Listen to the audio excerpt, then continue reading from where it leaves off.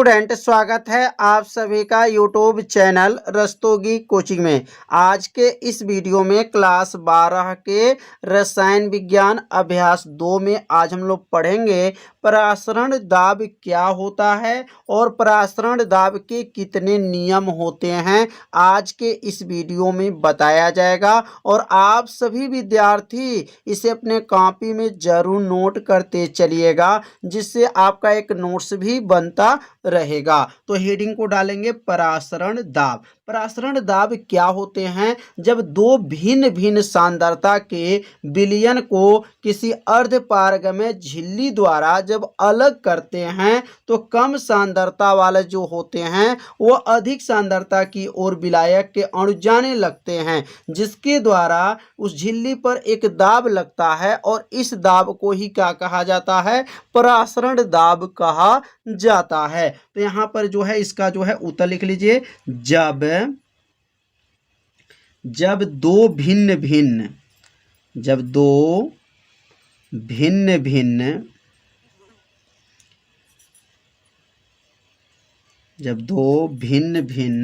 सांद्रता के विलयनों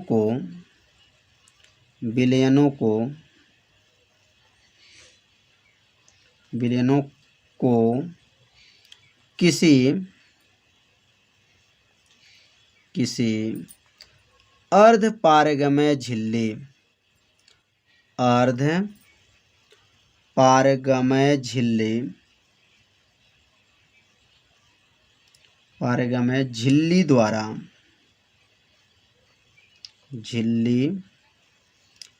द्वारा अलग करते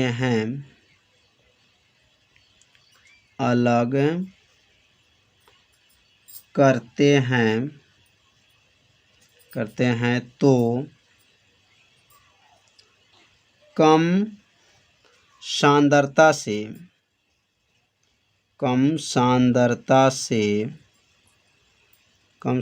से अधिक सांद्रता की ओर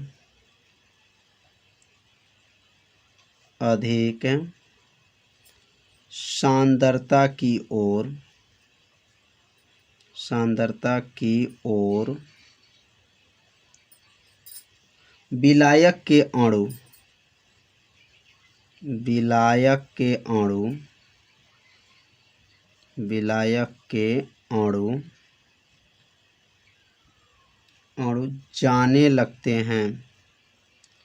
जाने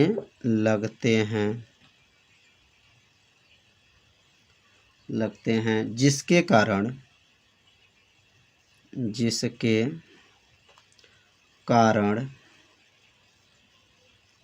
कारण झिल्ली पर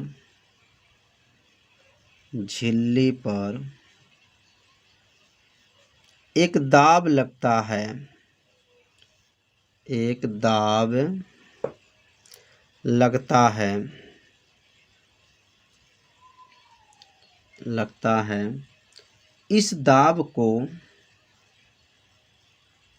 इस दाब को परासरण दाब कहते हैं।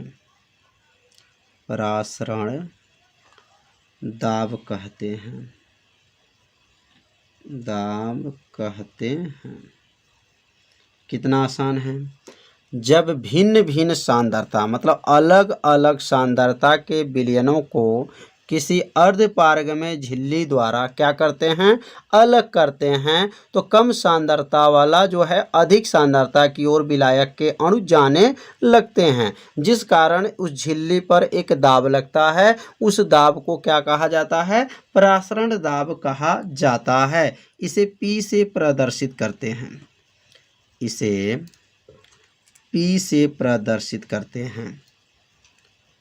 से प्रदर्शित करते हैं। इसका मात्रक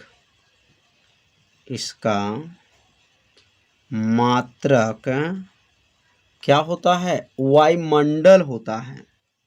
इसका मात्रक वायुमंडल। याद रखेंगे, परासरण दाब का जो मात्रक होता है वो क्या होता है? वायुमंडल होता है, वायुमंडल होता है। तो परासरण दाब जो है आप सभी विद्यार्थी अच्छे से समझ लिए होंगे, तो इसे अपने कॉपी में क्या कीजिए, जरूर नोट कर लीजिए। अब हम लोग पढ़ेंगे परासरण दाब का नियम। अब यहाँ हेडिंग नोट कर लेंगे, परासरण दाब का नियम, दाब का नियम। तो परासरण दाब के कितने नियम हैं? तो परासरण दाब के जो हैं 2 नियम हैं। तो अब यहाँ का पहला कौन नियम है और दूसरा कौन सा नियम है? तो पहले यहाँ लिख लेंगे, परासरण दाब के 2 नियम हैं। परासरण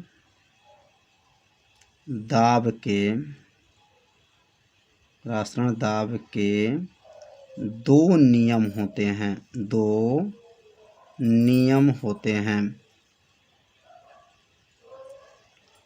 पहला नियम क्या है? तो अब यहाँ पहला लिख लेंगे, पहला, और यहाँ लिखेंगे दूसरा। पहला का नाम है बायल वांट हाफ का नियम, बायल वांट हाफ का नियम, बायल वांट हाफ का नियम, बायल वांट हाफ का नियम।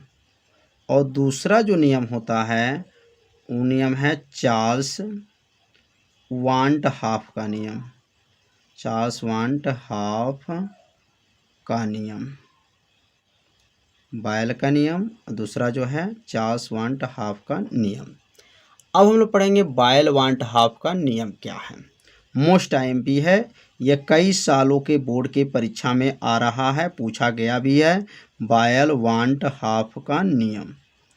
तो इस नियम को जो है आप सभी विद्यार्थी अच्छे से तैयार कर लीजिएगा, क्योंकि यह नियम बहुत ही महत्वपूर्ण है, बायल वांट हाफ का नियम। तो बायल वांट हाफ का नियम क्या है? बस थोड़ा सा आपको ध्यान देना है, नियम आपको क्या होगा, याद हो जाएगा। तो अब यहाँ लिख लेंगे, इस नियम के अनुसार, इस नियम के अनुसार। अब जो है बायल वांट हाफ के नियम के अनुसार क्या नियम है?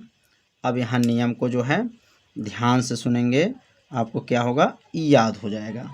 देखेंगे यहाँ पर स्थिर ताप पर, मतलब यहाँ पर टेम्परेचर जो रहेगा वह जो क्या रहेगा, स्थिर रहेगा। तो स्थिर ताप पर किसी विलयन, स्थिर ताप पर किसी विलयन, स्थिर ताप पर किसी विलयन का परासरण दाब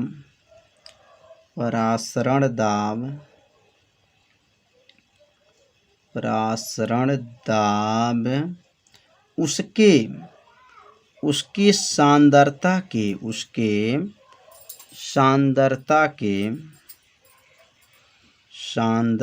के क्या होते हैं, समानुपाती होता है, सांद्रता के समानुपाती होता है, समानुपाती होता है।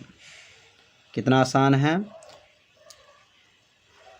बस 2 बार बोलेंगे, इस क्या होगा, याद हो जाएगा। कैसे बोलेंगे, स्थिर ताप पर किसी विलयन का परासरण दाब जो होता है उसके सांद्रता के क्या होता है, समानुपाती होता है। इस नियम को लिख लेंगे, इस नियम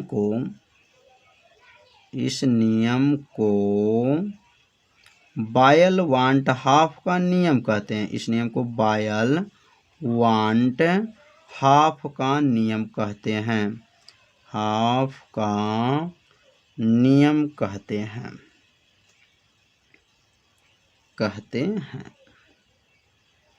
अब यहाँ लिख लेंगे अर्थात, और अर्थात लिख करके क्या लिखेंगे, यहाँ पर कामा लिखने के बाद से यहाँ लिखेंगे पी, अनकर्मानुपाती सी।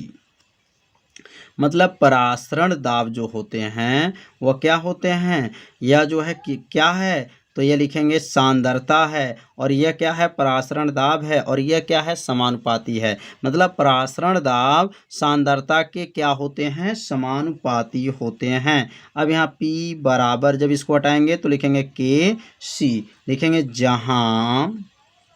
जहाँ के एक क्या है, जहाँ के एक स्थिरांक है, जहाँ के क्या है, एक स्थिरांक है। तो बायल वान हाफ का नियम जो है समझ में आ गया होगा। बस इसी नियम को आपको याद रखना है, P समानुपाती C, मतलब परासरण दाब सांद्रता के क्या होते हैं, समानुपाती होते हैं। बस इतना ही याद रखना है।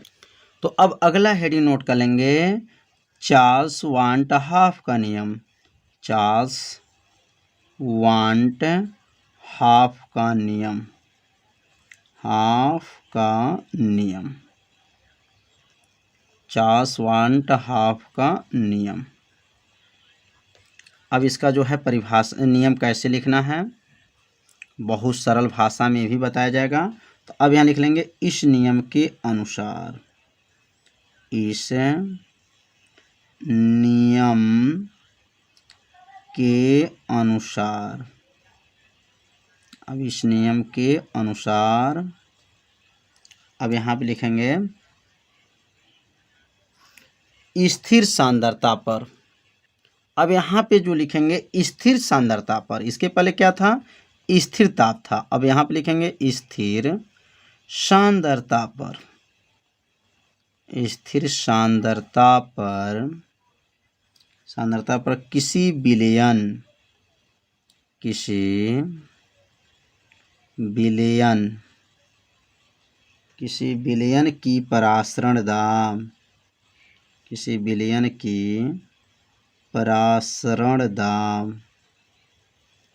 परासरण दाब, दाब उसके परम ताप, उसके परम ताप, परम ताप के समानुपाती होती हैं, परम ताप के समानुपाती, समानुपाती होता है, समानुपाती होता है, चार्ल्स वांट हाफ का नियम कहलाता है। क्या लिख लेंगे अब यहाँ पे, समानुपाती होता है, चार्ल्स वांट हाफ का नियम कहलाता है, चार्ल्स वांट हाफ का नियम कहलाता है, नियम कहलाता है। बहुत सरल भाषा है, बस थोड़ा सा ध्यान देना है। अब यहाँ लिखेंगे अर्थात, अर्थात लिख करके क्या लिखेंगे, कामा, स्थिर सांद्रता, मतलब यहाँ पर जो सांद्रता है वह स्थिर है। परासरण दाब, परासरण दाब किसे दिखाएंगे, P से। उसके परम ताप, परम ताप क्या है, T के क्या होता है, समानुपाती। ये चिन्ह का नाम क्या है, समानुपाती है। किसके समानुपाती है, परम ताप के क्या है, समानुपाती होता है। तो समझ में आ गया होगा। अब इस समानुपाती को जो हटा देंगे तो यहाँ लिखेंगे P बराबर KT, और यहाँ लिखेंगे जहाँ, जहाँ के एक क्या है, जहाँ के एक स्थिरांक है, जहाँ के क्या है, एक स्थिरांक है। तो चार्ल्स वांट हाफ का नियम जो है आप लोग को अच्छे से समझ में आ गया होगा। तो आप सभी विद्यार्थी इसे अपने कॉपी में क्या कीजिए, जरूर नोट कर लीजिए, इसे 2 बार पढ़िए, आपको ये नियम अच्छे से याद हो जाएगा। बायल, बायल वांट हाफ, हाफ तथा चार्ल्स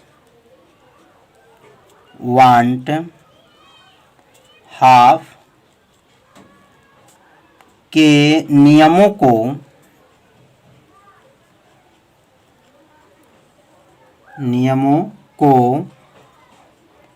संयुक्त करने पर,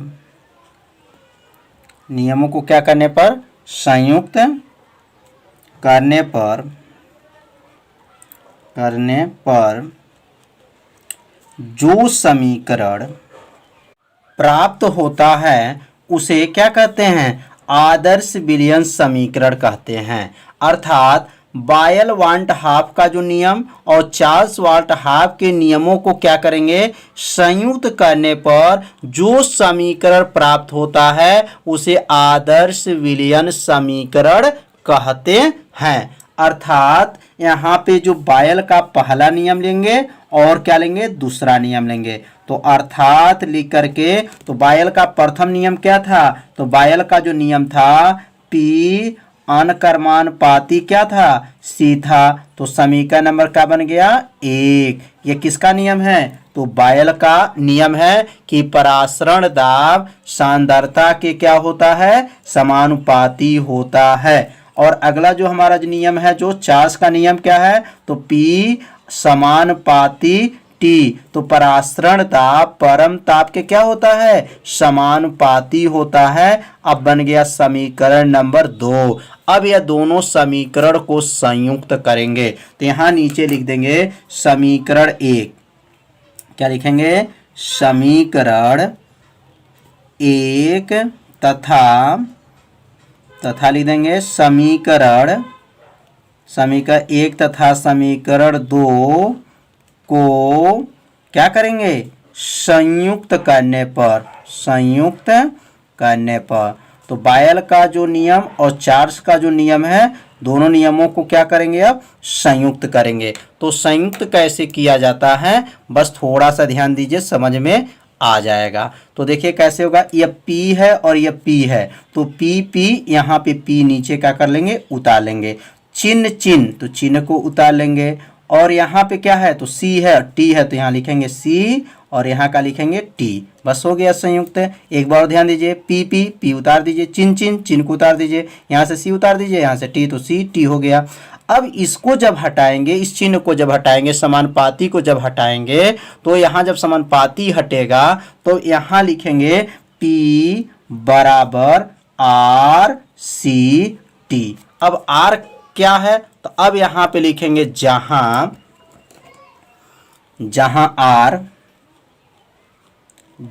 R लिख देंगे आदर्श, जहाँ R क्या नाम है, आदर्श गैस स्थिरांक है। जो R का नाम क्या है, आदर्श गैस स्थिरांक नाम इसका है। किसका नाम है, R का आदर्श गैस स्थिरांक इसका नाम है। तो समझ में आ रहा होगा कि बायल का नियम और चार्ल्स के नियमों को क्या किया गया, यहाँ पे संयुक्त किया गया। और जब इस चिन्ह को हटाए तो R, जहाँ R क्या है, आदर्श गैस स्थिरांक है। अब सांद्रता का सूत्र क्या होता है, तो यहाँ लिख देंगे चूंकि C बराबर होता है N/V, मोलों की संख्या बटा क्या होता है, आयतन। अब ये C को यहाँ से क्या करेंगे, हटा देंगे और उसके जगह पे N/V को यहाँ पे रख देंगे। तो क्या बन जाएगा, P बराबर, अब ये P बराबर, अब यहाँ का उतरेगा R, C को हटा दीजिए, क्या लिखेंगे N/V और यहाँ का लिख देंगे T। तो समझ में आ रहा होगा।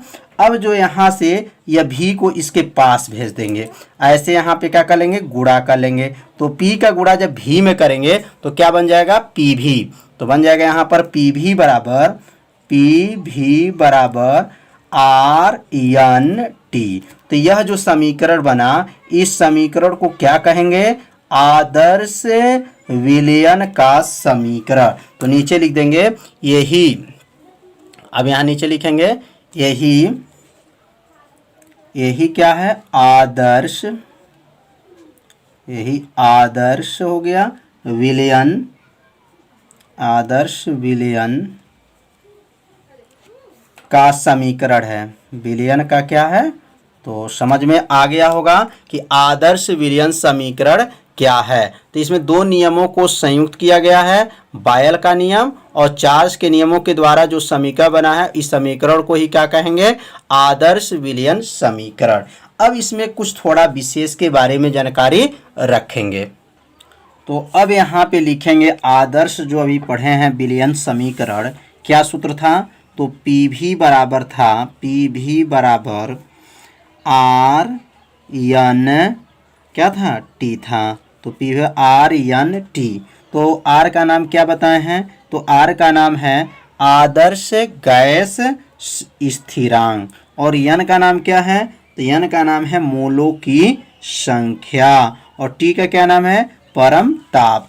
अब यहाँ पे जो है यन का सूत्र लिख देंगे। अब यन का क्या सूत्र होता है? तो यन बराबर होता है मोलों की संख्या बराबर होता है भार बटा अणुभार। भार बटा क्या होता है? अणुभार। तो भार किससे प्रदर्शित करते हैं? तो W से। और अणुभार किससे प्रदर्शित करते हैं? तो यम से। अब यहाँ पे जो है R को हटा दिया, तो अब यहाँ लिखेंगे PV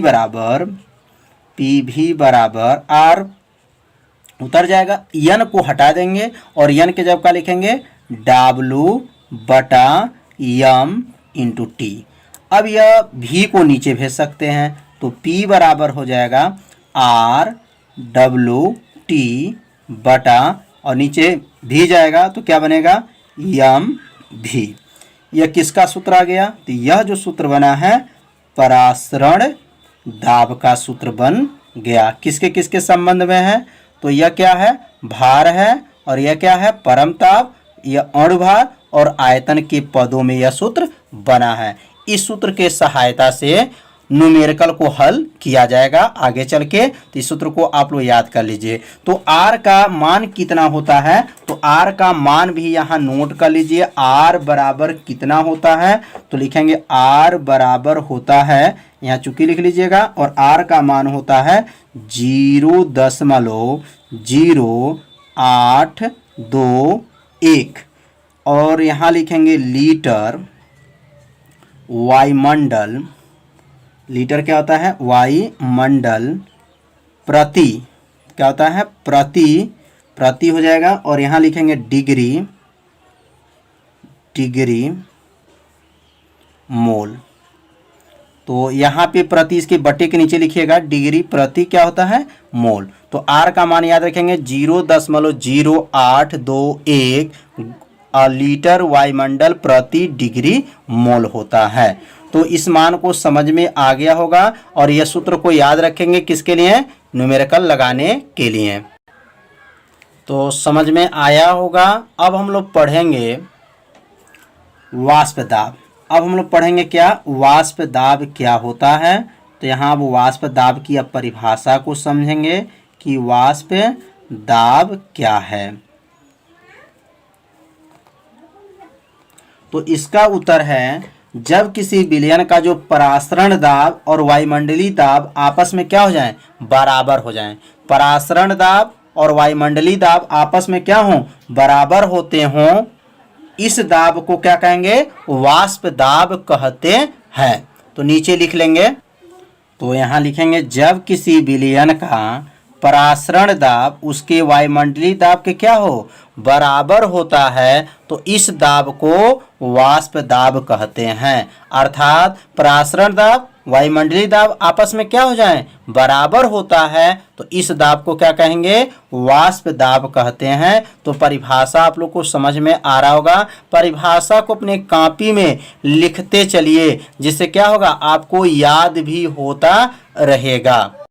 अब हम लोग पढ़ेंगे समदाबी विलयन। समदाबी विलयन क्या होता है?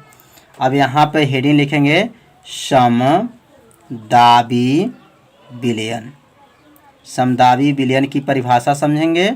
बहुत आसान परिभाषा है। समदाबी, सम माने बराबर, दाबी माने दाब, माने दाब इसका क्या हो? समान हो। तो यहाँ पे नोट कर लीजिए, समान ताप पर जिन विलयनों के वाष्प दाब समान होता है। समदाबी का मतलब हो गया कि वाष्प दाब क्या हो? समान होता है, उन्हें समदाबी विलयन कहते हैं। तो बहुत आसान परिभाषा इसका भी है कि समान ताप पर जिन विलयनों के वाष्प दाब क्या हो? समान होता है, उन्हें समदाबी विलयन कहते हैं। तो आज का पढ़ाई समझ में आ गया होगा। तो आज